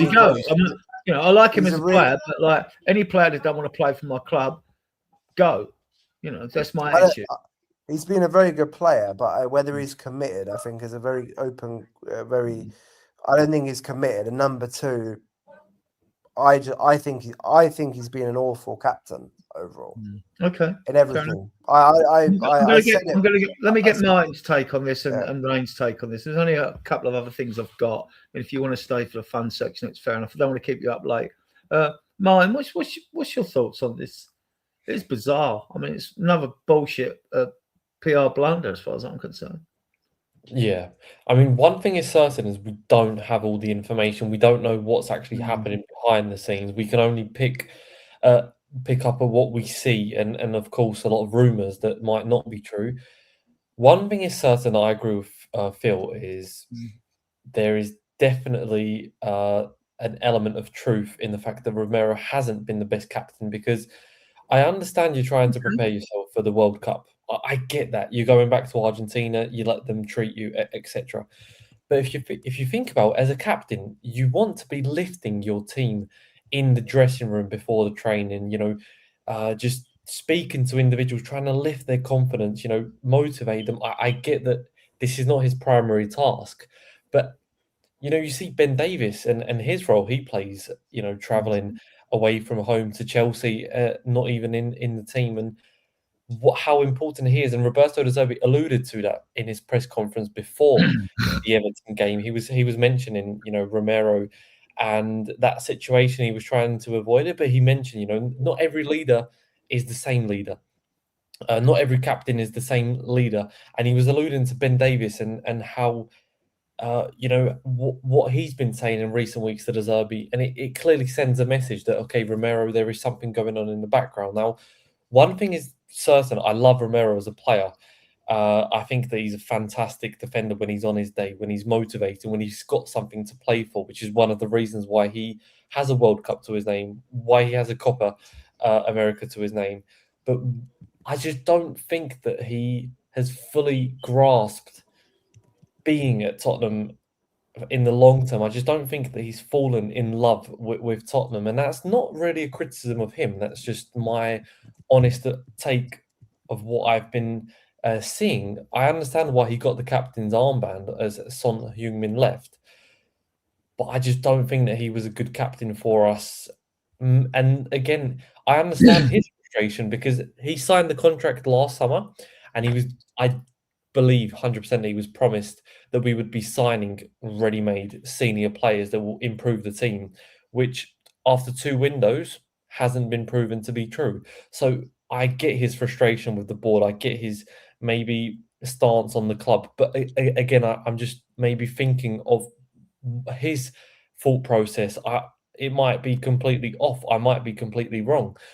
But overall, this specific situation, if it is true that he was meant to be attending his boyhood's club cup final today instead of our game, if that's true, then that's ridiculous. But we don't know if that's 100% true. We don't know that.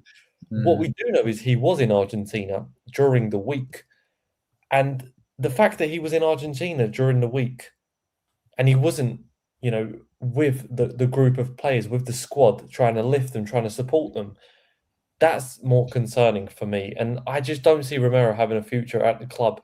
Not because of this situation, but I think it's because of all the small, it's like a puzzle. It's just been sort of added up together, and it's created a bigger picture. And I see Romero's future somewhere else. Rain, the club have been promoting, like, don't laugh, always together. And we get this mess coming into this game. I mean, this game, which is so important to us. I mean, like, just what the fuck is going on with the management of this hierarchy at this football club, Because it really annoyed me coming into this game. So I can tell that a lot of people are very exercised by this. I'm not. I'm really not fussed with Romero not being. If Romero hadn't been at the game today, it wouldn't have bothered me. I thought the way that De Zerbi handled it I get the whole it doesn't look good and there's questions and I think you bang. I haven't heard that take, and that actually makes a lot of sense to me. That take makes a lot of sense. It's just another way, that Spurs have completely failed to control the narrative around the story just continually. But in terms of Romero being at the ground, was Romero going to be at the ground today or not? I don't really care, because I loved what De Zerbi said in the presser. He can't play Sunday, so he's not. So I don't care. That's it. That was De Zerbi's. But he is the club captain. Yeah, but I just think that's a nonsense thing anyway. Okay. Club captain. I just don't get it. I think it's. I just don't think it means anything. Club captain. The captain for the day was Mickey van der Ven. Romero being the club captain means nothing on the day. The important thing on the day was Mickey van der Ven, Paulinia, probably I would say Conor Gallagher as well, showing leadership on the pitch. And making sure that we drove through. I just don't think. I personally don't really. It just doesn't bother me. In the same way that I don't really care that Xavi Simons wasn't there today. Obviously, Kulusevski was. But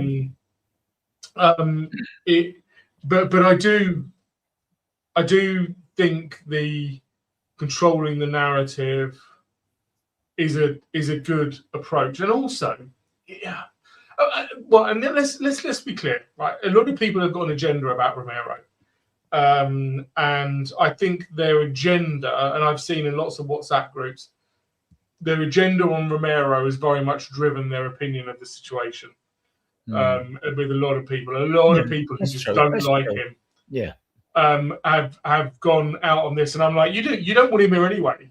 What's your point? You don't want him here anyway. So you're upset that he isn't here when you don't want him to be here. Let's good point. Let's get. However, he is, he is trying to get to. Let's be clear. He's a human being, right? And we can have our own demands of this human being, but this human being wants to get to the World Cup, and players only have so many World Cups in their career. Yeah, because every 4 years, I'm stating the obvious. So you only get so many World Cups in your career.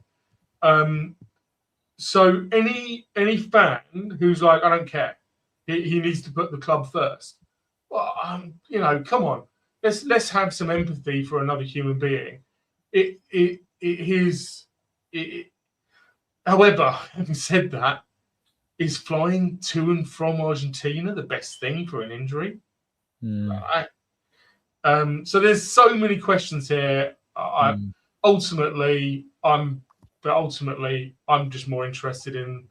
Okay, we're moving. I've got a couple of points before the fun section. I'm going to come to Phil on this. Right. Looks like we're going to get this guy, right? Now, what pissed me off about this, now maybe the media again, is that he will come to this club if we're not relegated.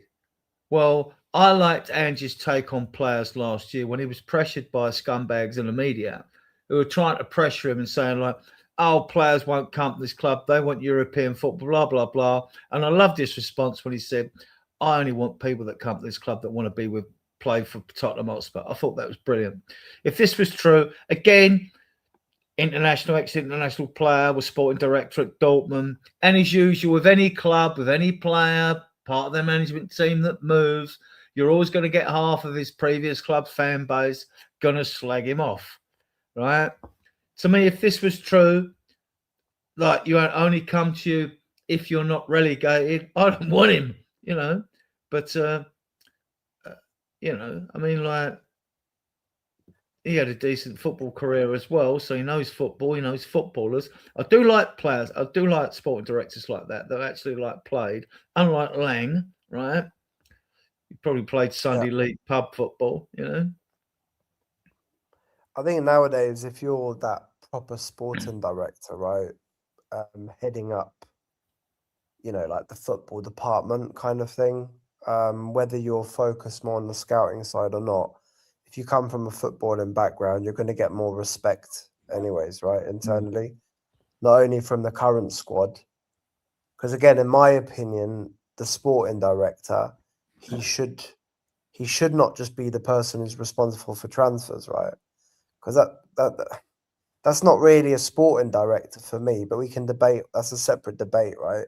But for me, the sporting director needs to be working together with De Zerbi, obviously on the planning of the squad and the planning of future players, but he's also involved with the current players as an additional, point of contact, right? As someone, as I said, who can actually go and do pressers as well, press conferences if needed. He can give official statements, all this kind of stuff, and he can help to build or rebuild that structure.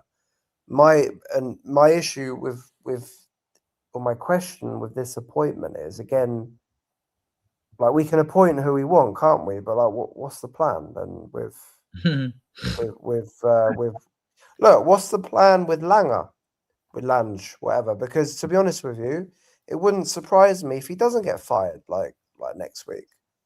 Like we're all assuming that like Vinay and Langer are gonna, get on their get their P45s, right, and sail off to their next destination. But why are we assuming that? Like, they should do, right? If I was a betting man, and I'm not, but if I was, then I'd put money on Vinay staying. Anyways, I'm pretty sure that Vinay is going to be here next season. Yeah, I am as well. Agree.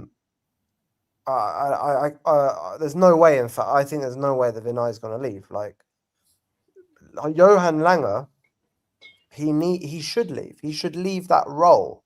Again, whether you want to like keep him as a glorified youth, talent scout or head of youth acquisition, which he's actually good at, right? And he's proven it in his career so far that he's good at getting these young players in.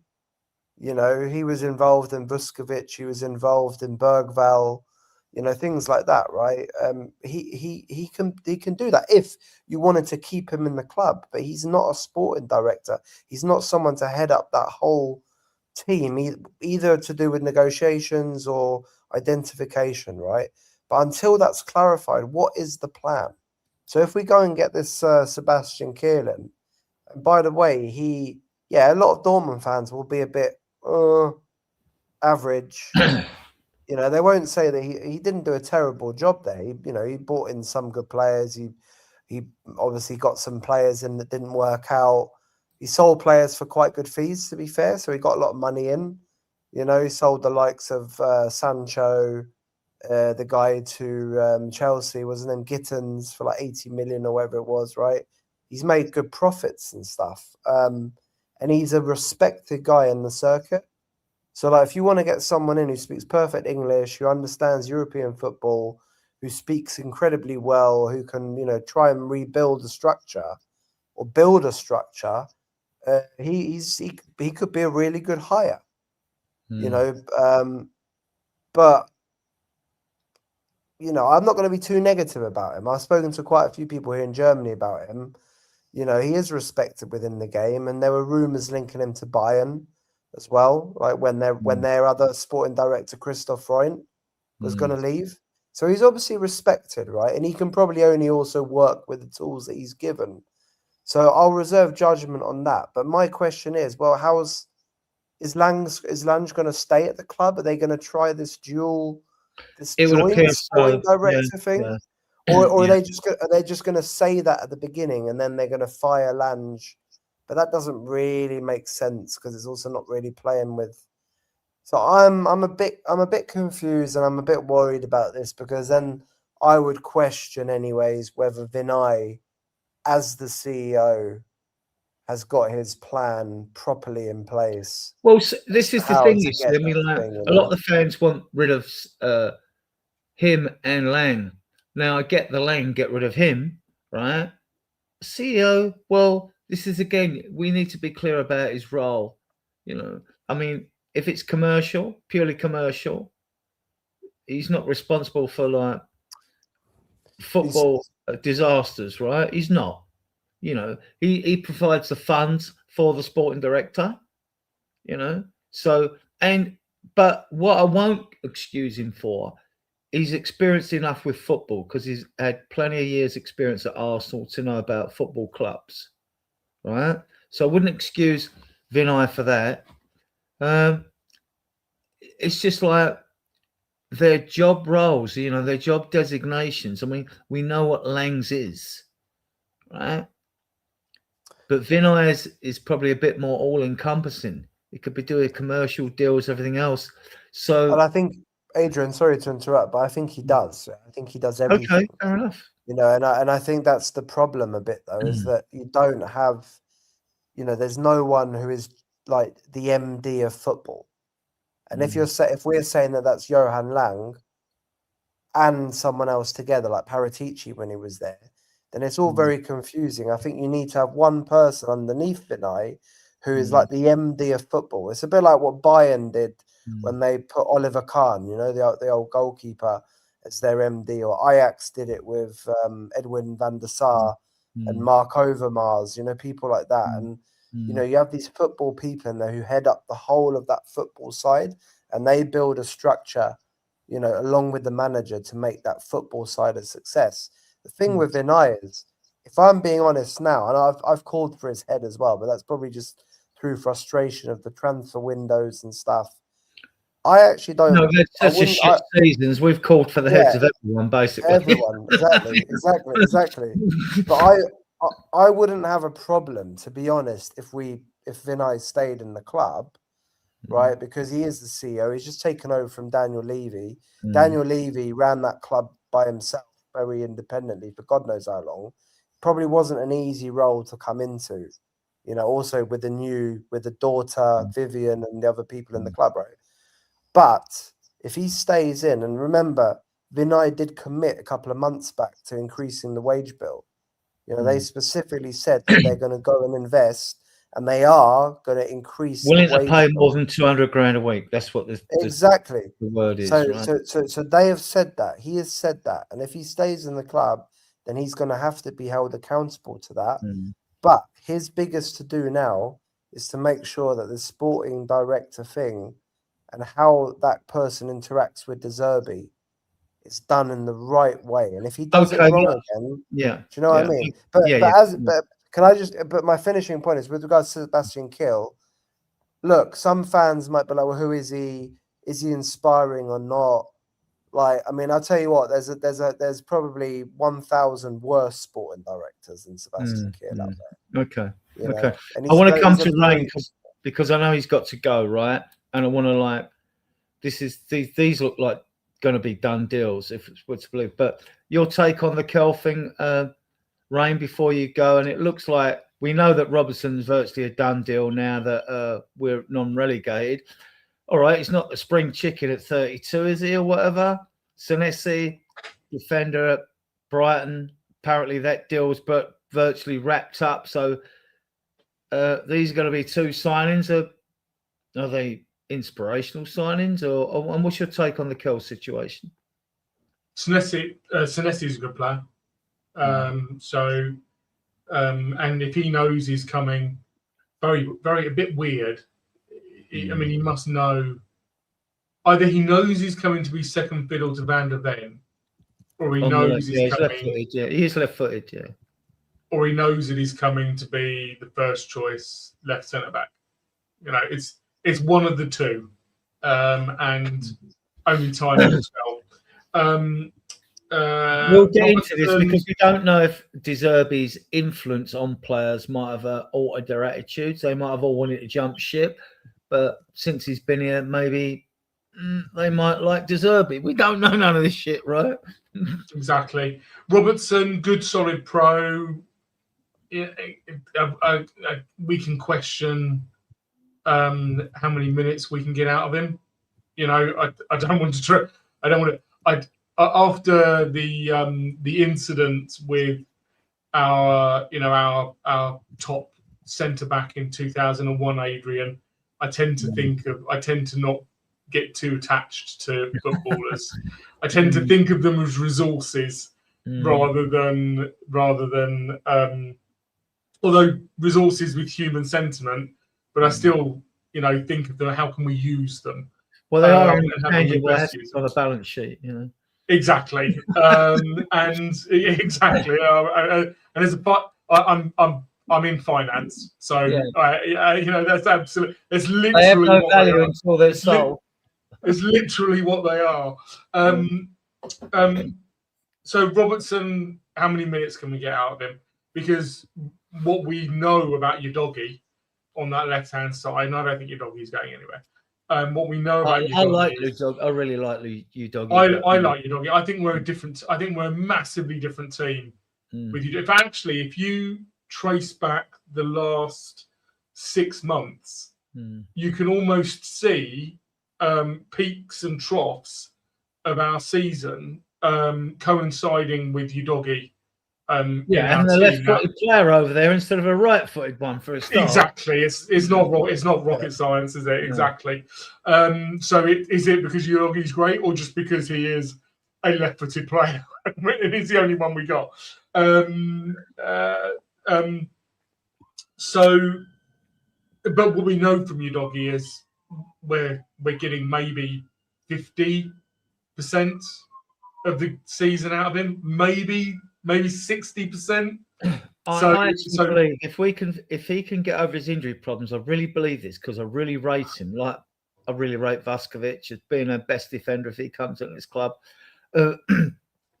I actually believe Udogie could be one of the best left-sided defenders on this planet, but the fitness is the issue. It is exactly. It's just him and Spence are the second two fastest players after VDV.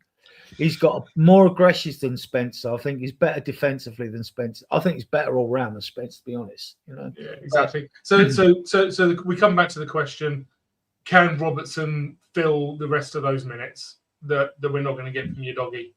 I don't know. I think it's a massive question mark. A good stopgap though, while we're trying to fix everything at this club. Absolutely the right profile of player in terms of where his head is at. In terms of we definitely need some experience around this club because for all everybody wants to loan out Archie Gray, Bergvall, but they're not getting loaned out. And I'll tell you why they're not getting loaned out. That's because Archie Gray has played in our first team for 2 seasons, and he was player of the season this season. There's no way he's going out on loan. All these people who are talking about him going out on loan. That comment before you finish, on that player of the season I posted, I said that I think the voting went that Archie Gray gets player of the season. I thought if there's one season we shouldn't have a player of the season, it's this season. We shouldn't have one. Seriously. You could go to Kudus doing well before he got injured, but player of the season, come on. We'd all struggle to pick someone. We would struggle. Yeah, absolutely. And same with Bergvall. Bergvall's been in and out of our first team for the last 2 seasons. There's no way the club are now going to loan him out unless it's just you no longer welcome at our club.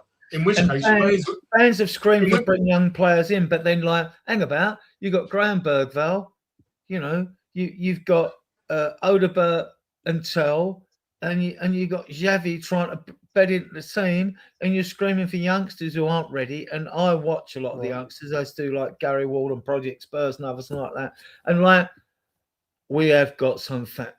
We've had since Paratici ripped up that academy and Dean Restrick left, and they broke the pay structure to pay players to come to this club. It's been phenomenal the amount of trophies these kids have won at different levels, and where it's kicked on. But but this is they're a whole not ready, guys. They're not ready. This is a whole nother stream, isn't it, Adrian? We could talk about this for like 2 or 3 hours. Yeah. I've got really, really strong opinions on how this, and we've got Nita, we've got Nita in chat, who's again, she's brilliant. She's fantastic. But we've all got very, very strong opinions about how our club has done that. So Senesi, Robertson, but we desperately need. Wait a minute. Let me come back to Kel. I'm absolutely on board with with what was said before. The critical thing is not the person. The critical thing is their role and what their role is at the club, because how that person interacts, that person should almost be in my preference would be De Zerbi runs everything, and that person reports into De Zerbi. Effectively, they're effectively a glorified chief scout. But unfortunately, that's not modern football.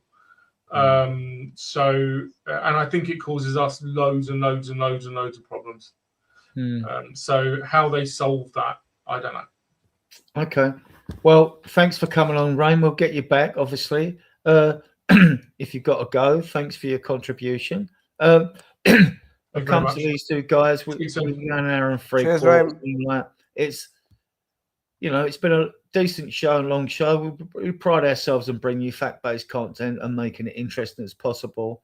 I'll get the guys' opinion on these two signings, and then I think we'll probably wrap it up. We'll skip the fun section. So, Martin, would you be happy we get these two players in? They look like to be the first two. We're going to be linked with every man and his dog. You know that anyway, right? And I will cover that. You know, but yeah. If they're the only two we signed, then of course not. But if they are the first two we signed, then definitely. I mean, both were on free transfers. Both are Premier League proven. Of course, Andy Robertson is nearing towards the end of his career.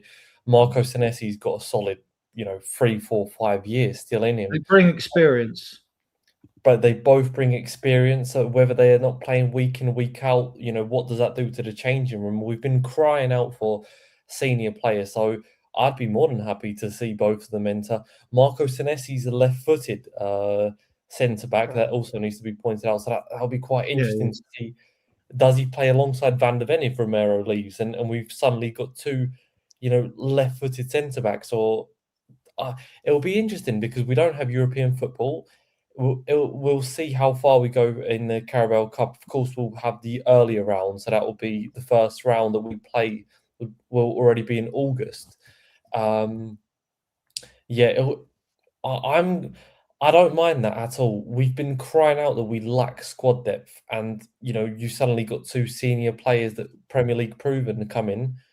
Of course, I'll be more than happy. But as rightly was said at this podcast multiple times, we need to be also looking at the front line, and that definitely needs boosting. Oh, we definitely need to fix the forward line. It's pants. Isn't it, Phil? Wow. Yeah, we've got quite a lot of work to do. I think Rob, on these two, I think Senesi would be a great signing. Premier League proven. Left-sided, as Martin said, so he basically covers Mickey. From what I understand, he can't really play left-sided, like left back, in the system that we want, but that's not a problem then, because obviously we've got Robertson, then we'd have Udogie, who would be my first choice. Spence and Porr on the right, so. And we've still got Souza as well, right? Yeah. Who is and we've got Ganso, and I think Vaskovic is going to be a part of the squad anyway. Robertson, he's won the lot, with Liverpool. He's a leader. He's got leadership, right? So even if he's not playing a lot of games, then, he's going to be there in that dressing room and the squad and stuff. On a free transfer for both of them, it's a no-brainer. But yeah, look, there's bigger fish to fry in terms of what we need in the squad, right? But again, look, we all know we need forwards. We need, we personally, I think Solanke's not the one for us on duration, although I appreciate what Solanke brings to us as a team. I think he's a good striker. He holds the ball up well.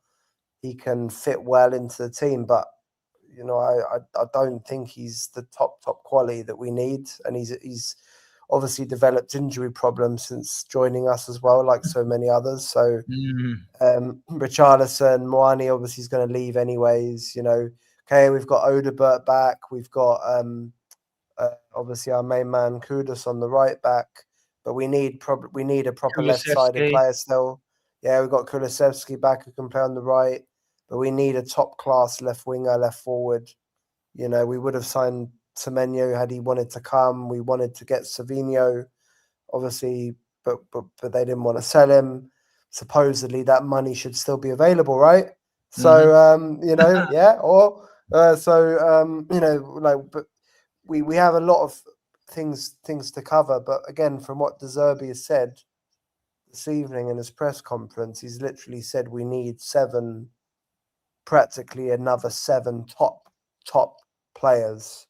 And he sort of hinted he's got 11 or 12, but we're talking about 25 here, and that's without academy players. Yeah, I think we can safely say that Mikey Moore, Vuskovic, and Mikey, we're not going to bring in 3 top strikers. So I think Lancashire we'll see. The pre-season tour is going to be very interesting when we go out to Australia. Who he takes to have a look at. I think Vuskovic is our best defender now. I really do. I just think his metrics and everything he's the best I've seen. Loads of players turned around and said, like, the guy plays like he's played 3 World Cups, and that's coming from Germany's most capped player. You know what I mean? And you think, well, whenever you watch him, he doesn't do anything wrong, does he? You know what I mean? You just think he's the best centre back at his age I've ever seen. I mean, I've never seen anyone like him. He's just got it all, Anyway, the one thing that he doesn't have, if you wanted to be like really picky, but if he had it, then he would be like probably the best player in the world. Is real pace. He's not. He says that, but I watched his videos. He doesn't look slow. No, he's not slow, but he's not particularly fast. But players can still. He's only 18, right? Like players can still. It sounds weird, doesn't it? But players can get quicker. Like players can work on how they accelerate, how they run. 4'5", he's got a big stride. Exactly, but the thing as well is that he would fit perfectly with Mickey at the back, because they would obviously Mickey's the quickest defender in the league, and he also plays on the left. He's also played on the left a lot. Exactly, so they would actually fit as a unit, I think, really well together. And Vuskovic can do everything else, and he can obviously score goals as well. So. Yeah, but we're going to bring a lot of players back. But Mikey Moore helps out on the left as well. Mikey Moore is almost like he's a new player, isn't he? Because he's going to come in on the left.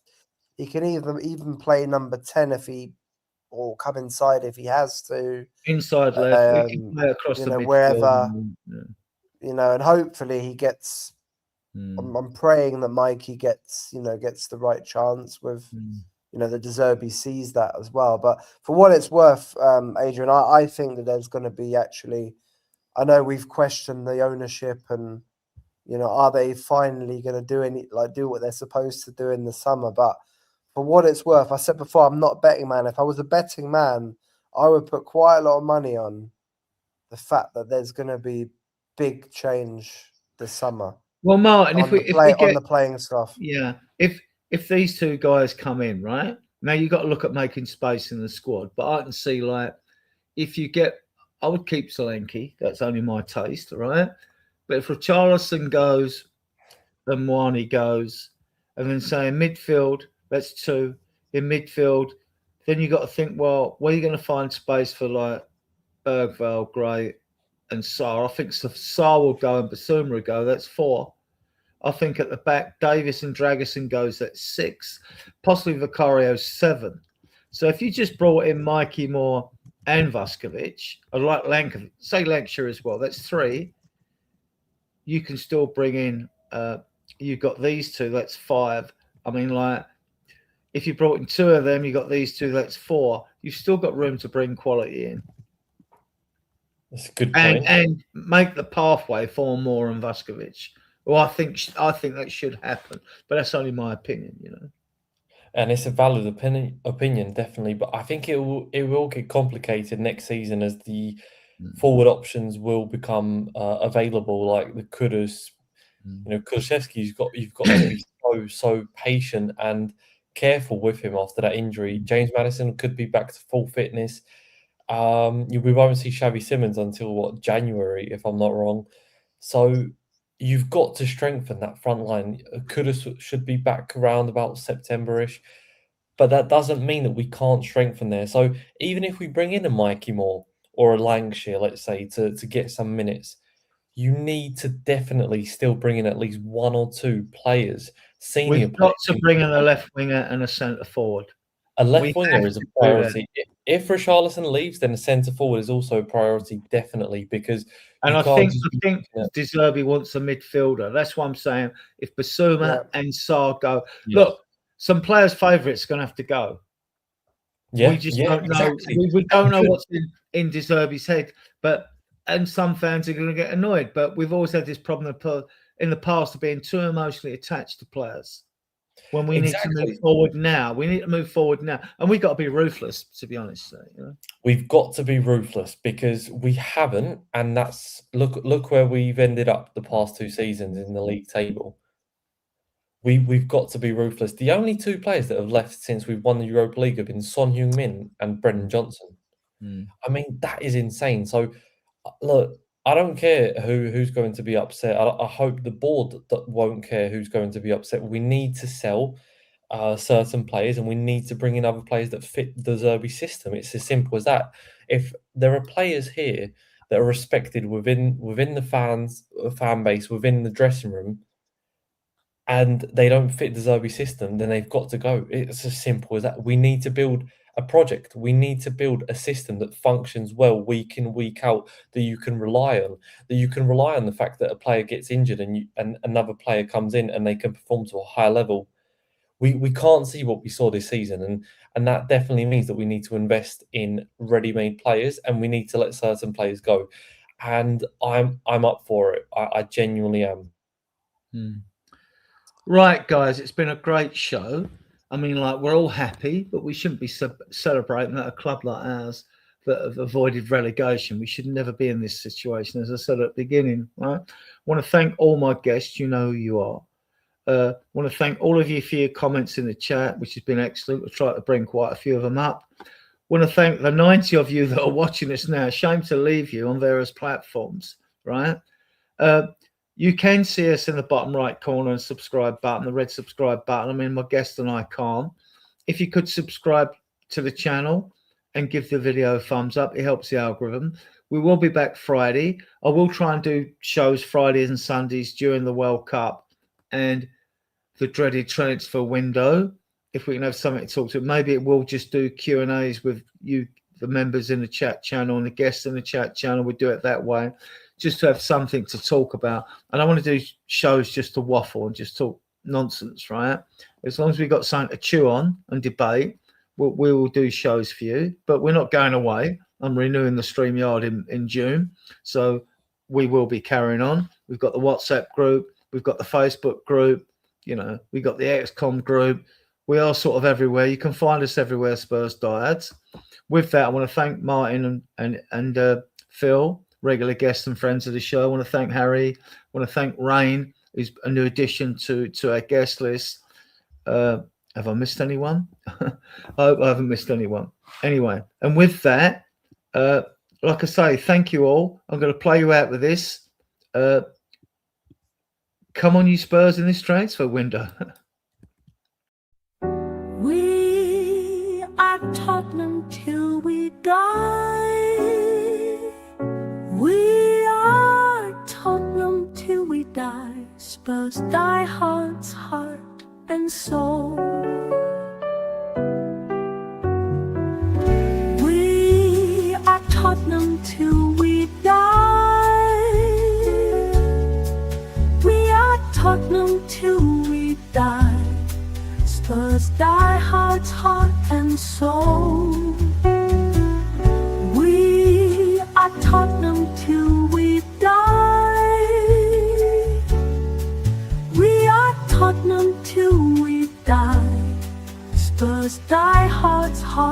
and soul.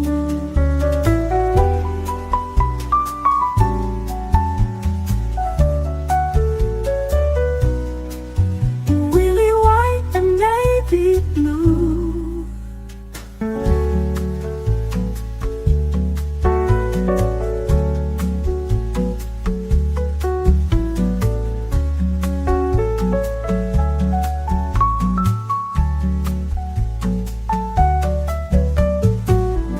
We are Tottenham till we die.